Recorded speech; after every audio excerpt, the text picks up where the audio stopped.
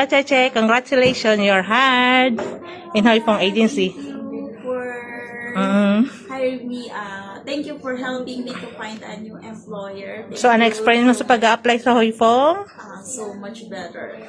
Thank you so much for the good accommodating to us. Thank you so much. Hoi Fong Maid Agency. Oh my God. Thank you so much. Really. Thank you so much on sa pagtitiwala. Mag-refer ka ng mga friends mo, Of ha? course, ma'am, I give to your number to my friends and share with them. Ano ang feelings mo dahil nakaperma ka bago ka uwi ng Pilipinas? Sobrang sayo po. Akala ko kasi hindi na Wala nang pag-asa kasi na-terminate ka, di ba? Yes. Sa mga terminate, pwede din ditong pumunta na bibigyan namin ng amo. Thank you so much. Thank you, ma'am. Magkano palang sahod mo ngayon? Before, 5,000. Now is 5,300. 5,300 ngayon. Si Lori na kaibigan mo, 6,000. Depende sa amo, okay. Thank you. Thank you so much.